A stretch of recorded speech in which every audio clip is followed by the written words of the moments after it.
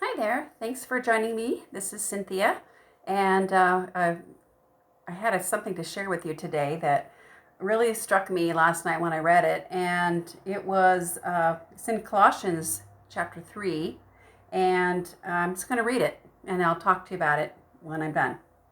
Rules for holy living, and this is in the NIV.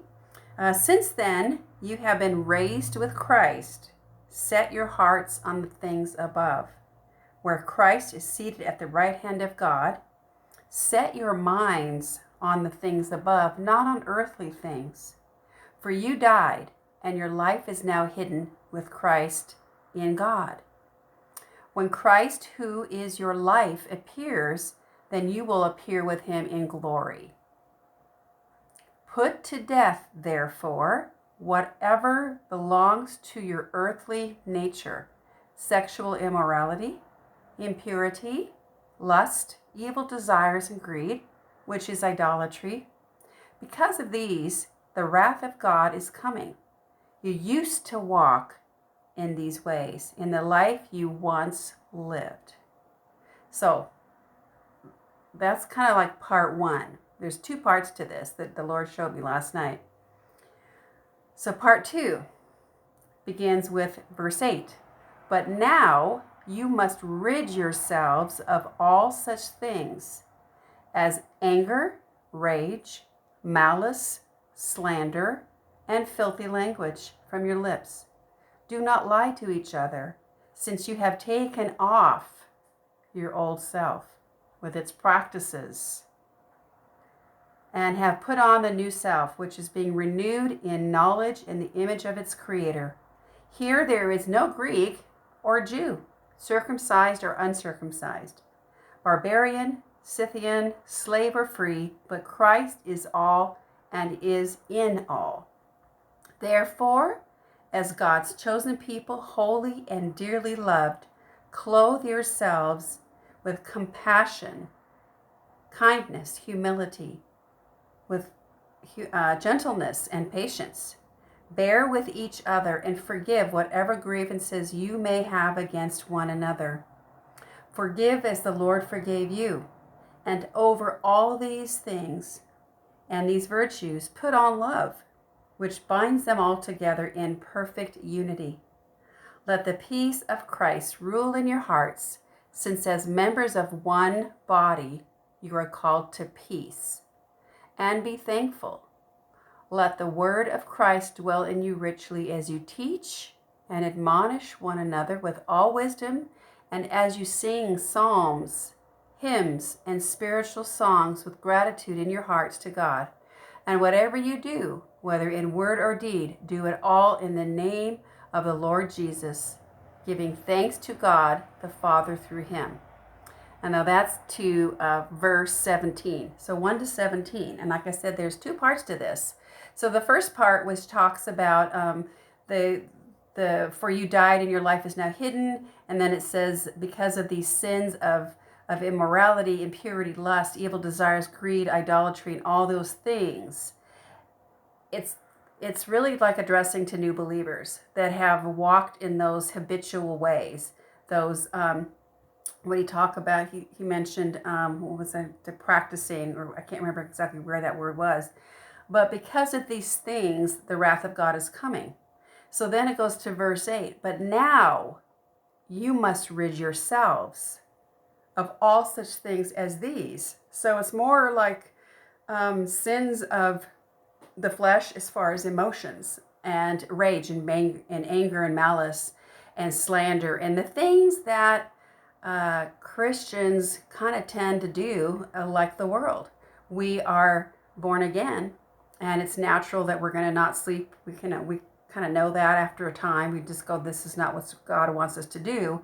So the earthly nature, the sexual immorality, impurity, lust, and evil desires and greed, that's kind of like just a sinner's life. It's like a normal sinner's life.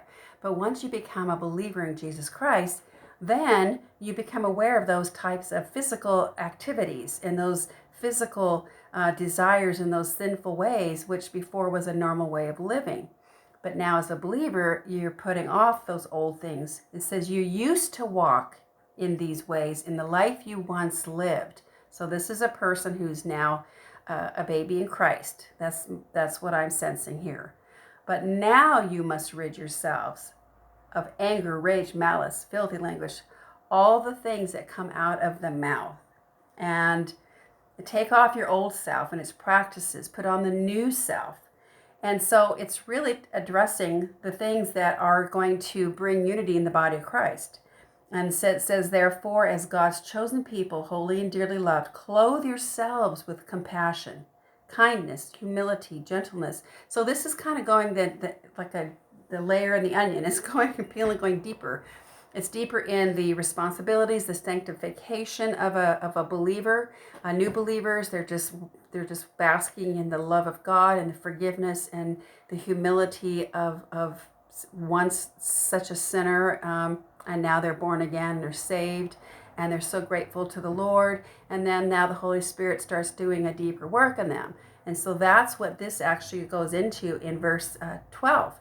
Therefore, as God's chosen people, holy and dearly loved, so that's your born again position in Christ, then the responsibility is clothe yourselves with compassion, kindness, humility, gentleness, and patience. Bear with each other and forgive whatever grievances you may have against one another. Forgive as the Lord forgave you. So it's reminding Christians that are, falling back into those, sins of the lips, sins of the attitude, not sleeping around, but it becomes like a little bit more self-righteous. Well, I'm not doing those things I used to do, but you're doing new things. You're doing not new things, you're doing old things, but they're masked under churchiness of being, a Christian now. You're going to church, you're doing all these things, but you're not doing the old acts of what you used to do. But now he's addressing the things that if you're not walking in kindness and you're not walking in compassion and you're prideful, humility is one of the things that he says to clothe yourself with. Gentleness, if you're not being gentle as a believer, you could be a believer for 25, 30, 50 years and you're not walking in those ways. And so the Lord says you have to, that's what's going to bring the unity in the body of Christ. And so I just wanted to say, I saw that this was two parts. One was addressing the new believer and putting away the deeds of the flesh, the physical activities of the flesh. And then even the rage and anger and malice and filthy language, those are the things that were happening really to people who were new in Christ. They were sinners walking in that kind of way of life and way of actions and speaking and all that. It was normal. But now it says right now, being renewed in your mind in the knowledge of its creator, the kindness, compassion, all these different things he's saying will bind us together in perfect unity. Let the peace of Christ rule in your hearts, since as members of one body you were called to peace, and be thankful. Let the word of God, Christ, dwell in you richly as you teach and admonish one another with all wisdom. So that's what I'm saying, is just don't live in that first stage of being a believer. Don't live and get stuck in that one place going, well, whew, I'm glad I'm not doing that stuff anymore. But then you pick up this other type of behavior, and you need to crucify that. You need to clothe yourself in these other things. Don't walk in the slander. Don't walk in the language of your lips. Don't act out on those things, because you are a new person in Christ Jesus. So that's all I wanted to say.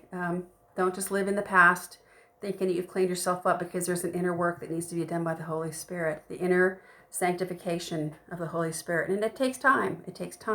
But it takes a willingness on our part to submit and ask the Lord, show me the things in my heart that are not pleasing to you. And he'll show you with a gentleness and a love, but he will correct you.